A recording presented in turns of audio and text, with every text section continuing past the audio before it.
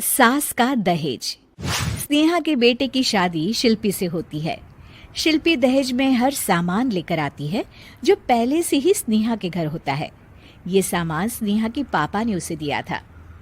अरे शिल्पी, मेरा टीवी क्यों हटाया? क्यों हटाया मतलब? अरे बड़ा और अपडेटेड टीवी है ये। स्नेहा को गुस्सा आता है और वो शिल्पी के बड़े टीवी के बगल में अपने पुराने जमाने का टीवी भी रख देती है। बड़ी आई अपडेटेड वाला। अरे बहुत सारी तेरी जैसी बहुओं को जानती हूँ मैं, जो घर से लाए सामान का रौब दिखाती है। ये ना समझ के हम भिखारी हैं। देख ले, हमारे पास भी टीवी है। ओहो, जो करना है वो करो।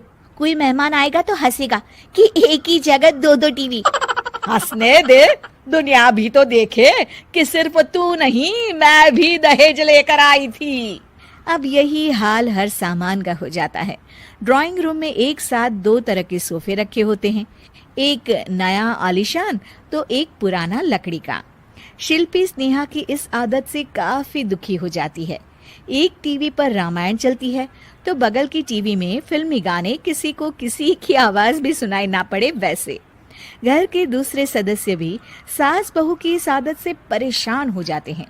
एक दिन स्नेहा की बहन उसके घर आती है और घर का नजारा देखकर हैरान हो जाती है। कहीं पुरानी फ्रिज के बगल में, कहीं नई फ्रिज, तो कूलर के ठीक ऊपर एसी। अरे स्नेहा, ये तूने घर की क्या हालत बना रखी है? बहू रानी, तू तो नए जमाने की लड़की है, फिर घर को कबाड़ी बाजार सा कैसे सजा रखा है? नया फैशन है क्या?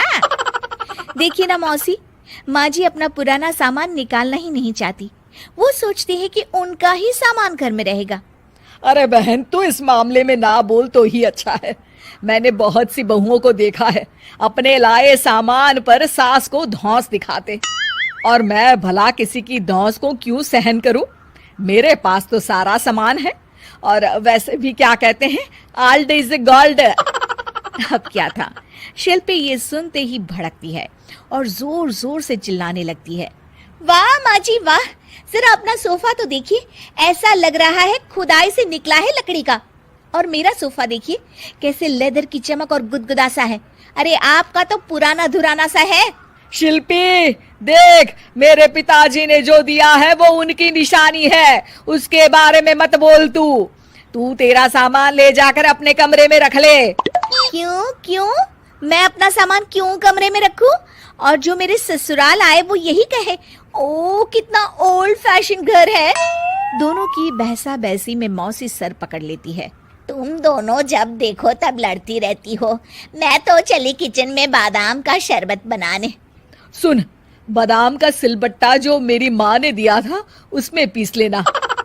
तो शिल्पी बोल पड़ती है, मौसी कसम है आपको, आप मेरे पापा की दी मिक्सी में ही बादाम पीसिएगा। खैर, मौसी तो जाती है किचन में, लेकिन ड्राइंग रूम में सास बहू की बहसा बहसी जारी रहती है। तभी शिल्पी को गुस्सा आ जाता है और वो अपने पापा के दिए सोफे पर जाकर जोर से बैठती है, लेकिन तभी सोफा जोर से आवाज कर टूट जाता है। हे भगवान, ये क्या हुआ? ये सोफा कैसे टूट गया? बेटा, अब समझ में आया ओल्ड इज गोल्ड क्यों कहा जाता है। टूट गया ना तेरा सोफा।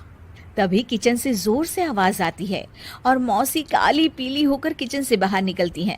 शिल्पी, तुम्हारी कसम के चक्कर में मैंने बादाम के लिए मिक्सी का उपयोग किया था, लेकिन जैसे ही प्लग ऑन किया, अरे मेरा ये हाल हो गया। और भरोसा करो आजकल की चीजों पर।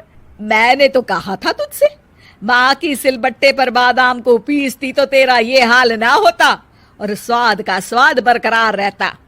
अरे जब सब चीजें घर में थी तो क्या जरूरत थी तेरे पापा को सामान देने की? वैसे भी बहू, आजकल दहेज वही मांगता है जिनकी खुद की काबिलियत नहीं होती। आप ठीक कह रही हैं माँ जी। मेरे लिए ये सौभाग्य की बात थी कि आप लोगों ने पापा से कोई डिमांड नहीं की थी, लेकिन मैं आपको समझ ही नहीं पाई। मुझे माफ करिए। अब इस घर में नई चीज तभी आएगी जब पुरानी खराब हो जाएगी।